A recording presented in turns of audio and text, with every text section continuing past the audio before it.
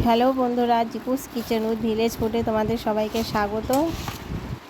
আজকে রান্না করব মাছের মাথা দিলে মাসকলাই ডাল। ডালগুলো আগেই দেখে নিয়েছি, প্লাস্টিকই ছিল। এখন মাছের মাথাগুলোকে ঢেলে নিয়েছি। এদিকে আবার চিকেন রয়েছে, চিকেনগুলোকেও ঢেলে নিচ্ছি। আমি মাছের মাথা আর চিকেনগুলোকে ধুয়ে নিয়ে আসবো এখনই পরিষ্কার করে। এদিকে ডালগুলোকে ভেজে নেব। ডাল আমার ভাজা হয়ে গেছে, এখন ডালগুলোকে নামিয়ে নেব।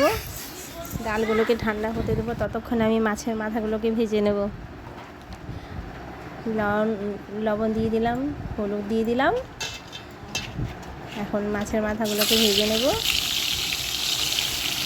এদিকে মাছের মাথাগুলো ভাজা হতে হতে আমি ডালগুলোকে মিক্সিতে হালকা গুঁড়ো করে নেব। এবার ঠান্ডা জলের মধ্যে আমি পাউডারটাকে দিয়ে দেবো। ভালো করে নাড়িয়ে নেব যাতে দলা না পাকিয়ে যায়। এই যে মাছের মাথাগুলো প্রায় ভাজা হয়ে এসছে, আমার ডালও ফুটে এসছে। দেখুন বন্ধুরা, কাঁচা লঙ্কা দিয়ে দিলাম। এখানে আমি কিলো কাঁচা লঙ্কা দিয়ে রান্না করব, আর সাথে একটু জিরে বাটা। এদিকে আবার ডাটা আলু সবজি বসিয়ে দিলাম। এখানে একটু মাসকলাইয়ের ডাল ভাজা ছিল, সেটা দিয়ে দিয়েছি। সাথে লঙ্কা বাটা, জিরে গুঁড়ো, হলুদের গুঁড়ো দিয়ে দিলাম। এখন কষিয়ে জল দিয়ে দেব। এদিকে আমার মাসকলাইয়ের ডালটাও হয়ে যাচ্ছে। একসাথে দুটো সবজি বসিয়ে দিয়েছি, একদিকে মাসকলাইয়ের ডাল বসিয়েছি, আর এদিকে তোমার ডাটা আলু দিয়ে তরকারি বসিয়েছি।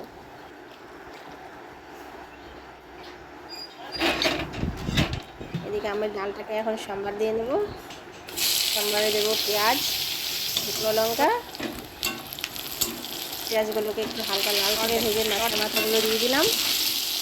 মাছের মাথাগুলো একটু নেড়ে চেড়ে এখন ডালটা দিয়ে দেবো। ডালটা ফুটে আসলে আমার মাসকলাই ডাল রেডি হয়ে গেছে। এদিকে আবার ডাটা আলুর সবজিটাও রেডি।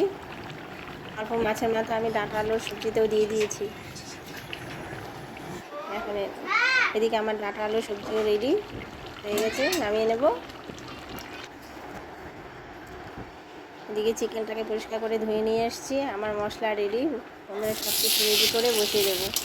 প্রথমে আলুগুলোকে হালকা লাল করে ভেজে নেব। আলুটা ভাজা হয়ে গেছে।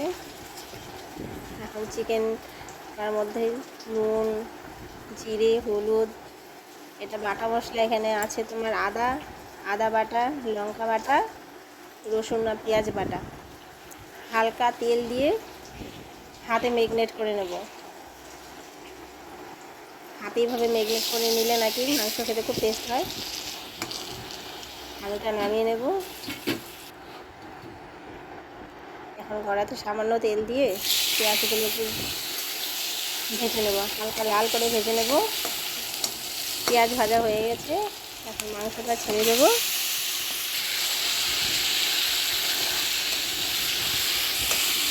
মাংসটা কিছুক্ষণ কষিয়ে এখন আলুগুলো দিয়ে দিলাম।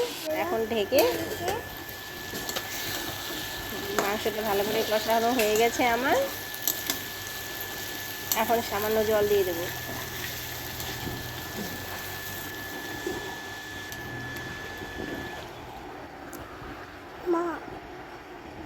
এখন মাংসটা ভালো করে ফুটে এসছে। আমি বাটা গরম মশলা ব্যবহার করব। গরম মশলাটাকে পাটায় বেটে নিয়েছি। এখন গরম মশলা ঢেলে দেবো। এদিকে আমার মাংস তৈরি হয়ে গেছে। খুব ভালো থেকো বন্ধুরা।